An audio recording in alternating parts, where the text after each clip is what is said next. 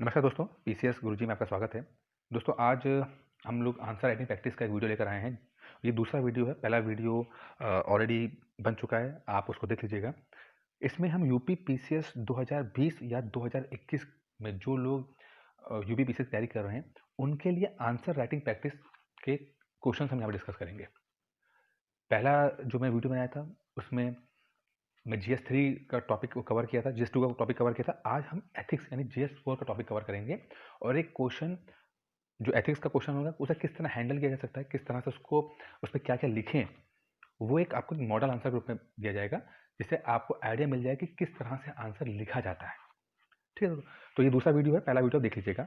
बाकी दोस्तों स्टार्ट करने से पहले एक छोटी सी इन्फॉर्मेशन, यूपी पीसीएस 2021 की अगर आप तैयारी करना चाहते हैं और अगर बिल्कुल कुछ नहीं आपको पता, कुछ नहीं आपको आता, तो आप एक ऑनलाइन कोर्स हमने आपको ऑफर कर रहे हैं, आप उसको ज्वाइन कर सकते हैं। इसमें वीडियोस, पीडीएफ और टेस्ट के माध्यम से, साथ में वीडियो कॉन्फ्रेंसिंग टेस्ट के माध्यम से आपको पूरा कोर्स कवर कराया जाता है। लेक्चर्स देने की जिम्मेदारी भी हमारी होती है और लेक्चर्स याद करने की जिम्मेदारी भी हमारी होती है। और आप 8317040152 पर कॉल करके जानकारी ले सकते हैं। ठीक, दोस्तों आज का जो एथिक्स का क्वेश्चन है, पहले उसको हम इंग्लिश में पढ़ेंगे, बाद में फिर हिंदी में पढ़ेंगे। क्वेश्चन है, discuss Vivekananda view on nationalism. Do you think nationalism has become more a divisive force in the world today than one that integrate? Hindi में क्या है, राष्ट्रवाद पर विवेकानंद के विचारों पर चर्चा कीजिए। क्या आप यह सोचते हैं कि वर्तमान विश्व में राष्ट्रवाद एक एकीकृत करने वाले बल की तुलना में यह एक विभाजनकारी शक्ति अधिक हो गया है? दो पार्ट्स हैं इसके, देखिए। पहला पार्ट है कि हमें नेशनलिज्म के ऊपर विवेकानंद का क्या पॉइंट ऑफ व्यू है, उसको लिखना है। और ये 150 वर्ड्स का है, यानी कि हमें ज़्यादा से ज़्यादा 50 से 75 वर्ड्स का इस्तेमाल करते हुए हमें विवेकानंद जी का जो नेशनलिज्म, राष्ट्रवाद के ऊपर उनका पॉइंट ऑफ व्यू है, वो लिखना है। यानी कि मुश्किल से 4-5 लाइनें हैं। अगर 50 से 75 शब्दों के बीच बात कर रहे हैं, तो मुश्किल से 4-5 लाइनों के अंदर आपको वो लिखना है।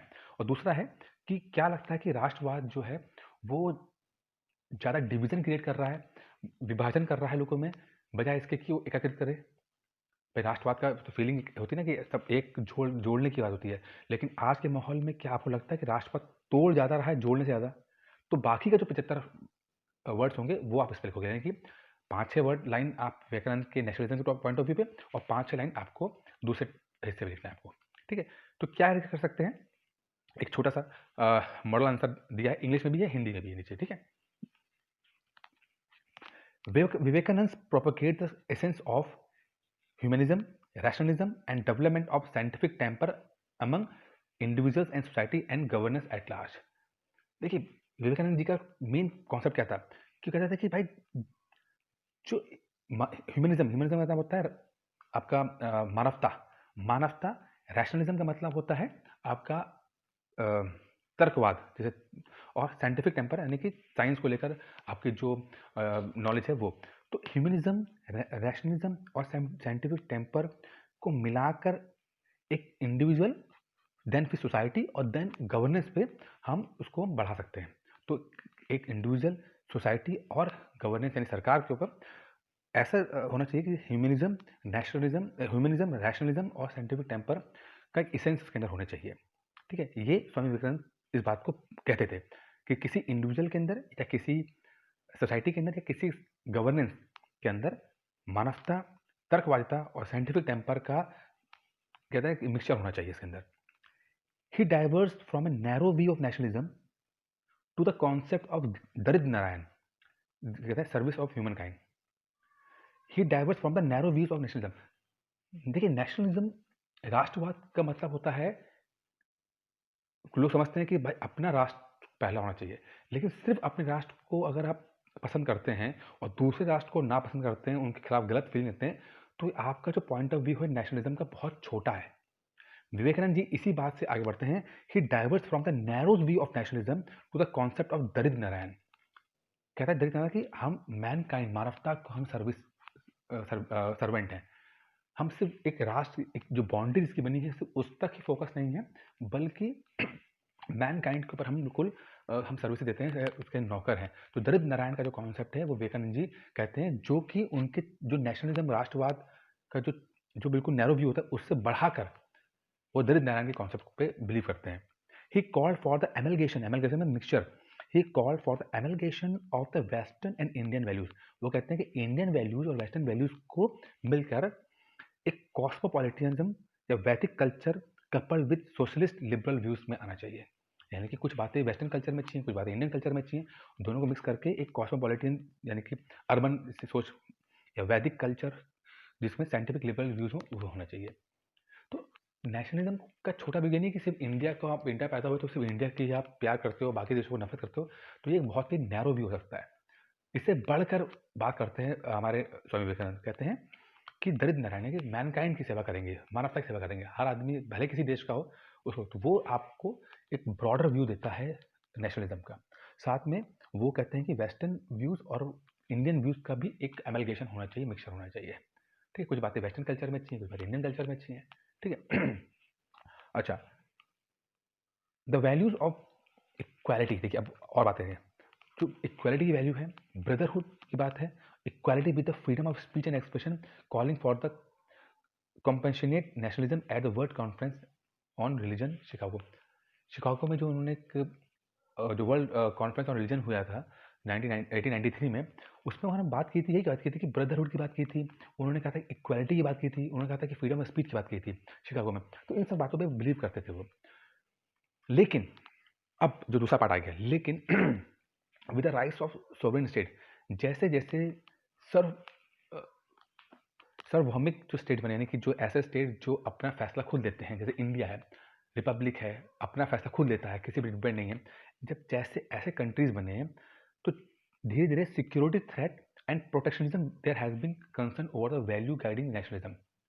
कि जैसे जैसे कंट्रीज बनते गए उन्होंने क्या किया कि ऐसे अपने आप को प्रोटेक्ट करने के चक्कर में प्रोटेक्शन का जो उनका थ्रेट वो बाकी देशों के लिए थ्रेट बनने लगे। With the rise of sovereign state, security threats and protectionism, there has been a concern over the values guiding nationalism.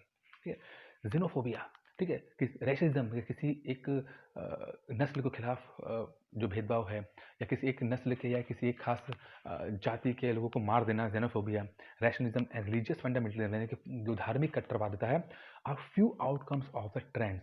कि जितना नेशनलिज्म का एक कहते हैं कट्टरवाद नेशनलिज्म की बात करते हैं कि आपका अपना देश, आपकी अपनी जाति, आपकी अपनी नस्ल वही सबसे बेस्ट है, बाकी सब बेकार है, तो वो क्या करता है, वो जेनोफोबिया, रेसलिज्म, रिलीजियस फंडामेंटलिज्म इनको बढ़ावा देती है। ठीक है, this breeds for the fertile ground. और ये जब होता है, ये टेररिज्म हो गया, करप्शन हो गया, ठीक है, इन सब का एक बहुत ज़्यादा आगे बढ़ाने में हेल्प करता है। How are the cosmopolitan view of the thinker, cosmopolitan view है, यानी कि इस तरह टैगोर विवेकानंद का पॉइंट ऑफ व्यू है, जिसमें लिबरल व्यू है, जिसमें हमारा वेस्टर्न और इंडियन कल्चर का व्यू है। क्या बोलता है, the cosmopolitan view of the thinker such as Tagore Vivekananda and liberal views of the institutional dialogue and cultural exchange give a future of hope with rising common threats of climate change terrorism. यानी कि अगर हम cosmopolitan सोच सकते हैं, विवेकानंद और टैगोर जी की तरह सोच सकते हैं, तो वो एक हमें फ्यूचर में एक होप देता है। तो एक तरह से आप देखो कि आधे क्वेश्चन में विवेकानंद जी का ज़्यादा इस्तेमाल किया गया कि विवेकानंद जी का पॉइंट ऑफ व्यू क्या है नेशनलिज्म को लेकर, जो बहुत इंपॉर्टेंट है। वो कहते हैं ह्यूमनिज्म, रैशनलिज्म, साइंटिफिक टेम्पर की बात करते हैं, वो इक्वालिटी की बात करते हैं, वो फ्रीडम ऑफ स्पीच की बात करते हैं, वो ब्रदरहुड की बात करते हैं, वो बोलते हैं कि दलित नारायण की बात करते हैं, जो कि उनके जो नैरो व्यू है नेशनलिज्म उससे बाहर निकल के लाता है उनको। ठीक है, और फिर ये आता है कि जिस तरह से बाकी देश ज़्यादा से ज़्यादा आ रहे हैं, तो वो जो थ्रेट क्रिएट कर रहे हैं एक दूसरे देशों के खिलाफ, तो ये सब चीज़ें आपस में चीज़ें। तो इस तरह से पूरा एक दोस्तों आंसर लिखा था, 150 वर्ड्स में लिखना पड़ता है। तो ये सब जो मैंने यहाँ पे लिखा हुआ है, आप इसको यहाँ से अब ले सकते हैं। हिंदी में भी लिखा हुआ है, ये मैं अपना टेलीग्राम चैनल है उसमें मैं ऐड कर दूंगा। आप जाके पीसेस गुरु जी का जो टेलीग्राम चैनल है उसको ज्वाइन कर लीजिए और इस पीडीएफ को आप ले सकते हैं। बाकी दोस्तों, अगर आप कोर्स करना चाहते हैं तो कोर्स के लिए आप 8317040152 कॉल कर सकते हैं। धन्यवाद दोस्तों।